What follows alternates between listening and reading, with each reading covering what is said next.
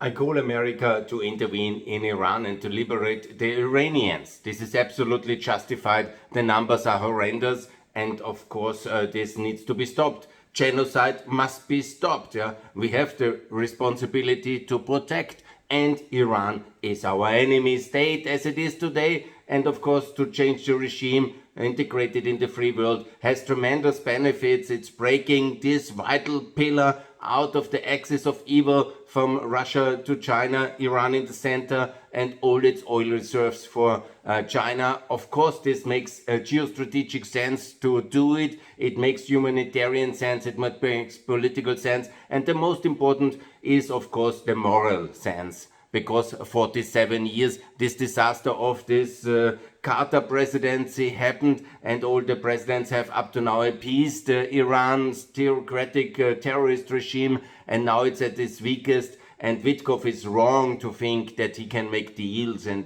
do the Venezuelization of the whole thing. No, it needs military kinetic defanging of that regime, and we Europeans must stand with America in this great effort. And we must also use this opportunity to be very smart, to be with America here, but also then to release our energies, our money, and our effort, of course, for Ukraine. Because for us, of course, and for the world, Ukraine matters very much here with my Ukrainian flag, and of course with my Iranian flags. And I will explain you exactly how the two countries are interconnected. Their fate is interconnected here, Chavi with the flag. I want to explain it in detail and in clarity. And it's very simple. You know, Russia has limited resources. China and Iran, they are with North Korea, the terrible four, and they are our enemies. We have all this hostile seven, as I explained in many videos here, but the main enemy states are these four enemy states.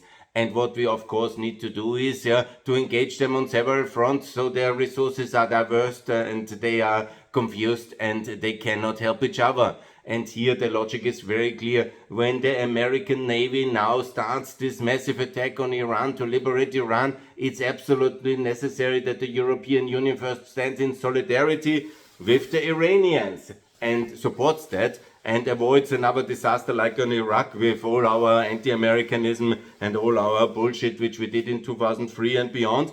And we used the moment when Russian resources somehow they have to give something to Iran. Iran has to not the possibilities to give anything to Russia when it's attacked, and then it's the moment for liberation of Crimea. And Crimea must be liberated, and it's militarily quite a simple operation ultimately, because it's very precarious, isolated place. It needs the Taurus to destroy the bridge. It needs to keep the railway access in the south of the occupied territories. And then within weeks the Russian military occupation regime will be crumbling, and even faster actually. So in the moment the Americans strike, the Europeans have to give the political okay for the liberation of Crimea, and also the de facto unlimited financial support for Ukraine, and of course release our military reserves for Ukraine, and say basically to Zelensky, now it's the moment. And he is grasping the moment anyhow. In his speech in Davos, it was very clear that he understands the meaning and the meaningful link between Ukraine liberation and Crimea liberation, and of course the liberation of the Iranians here with my flag for the for Iran. So I think it's getting very clear where the strategy is.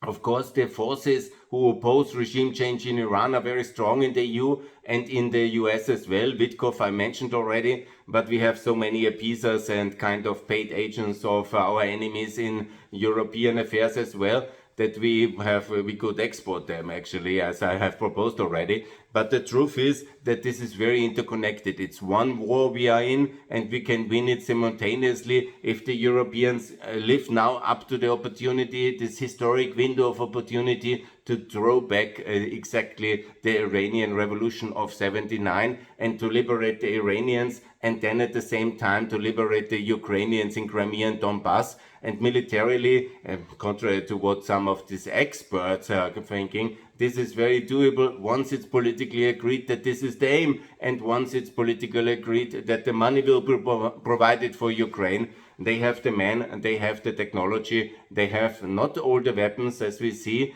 because we have all the weapons and we don't need all the weapons, because we are probably as Europeans will not fight in Ukraine, in Ukraine and in Iran. So nobody will attack us after our enemies are gone. So give our weapons to Ukraine, and so we can do the simultaneously liberation campaign. And that is exactly what we should do, and what I'm calling for, and it makes clarity in strategic approach.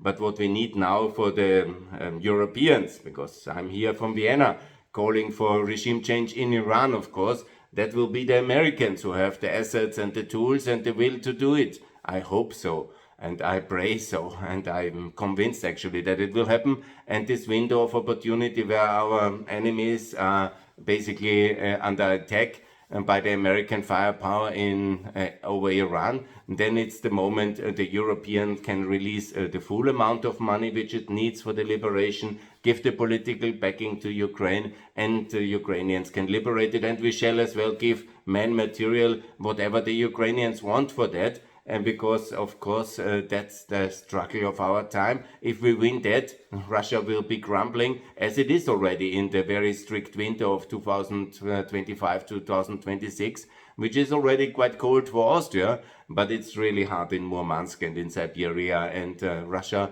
won't succeed, actually won't survive in that present form this winter if we do the right policy decisions. But if we all think that Russia is great and we should go back to normal and have this kind of friendship with Putin, as some of us seem to think, not me, be sure about it, but then of course we will not win and we will be defeated, and it would be extremely wrong. So that is the strategy I propose, the Fellinger doctrine. Let's win, let's start winning. And that's exactly the best strategy ahead. America, European Union united in NATO, and to get going on that way forward. Well, thanks a lot here from Vienna, the voice of the free world. Please Patreon support us here and subscribe on the podcast, Fellinger Podcast on Spotify and all the other channels. And let's grow this channel towards a maximum that the world sees. We are the free world here, and we stand with America for the liberation of Iran, and the Ukrainians will be liberated as well during this process in 2026, the year of freedom and of success of the West. Thanks a lot from Vienna. Bye.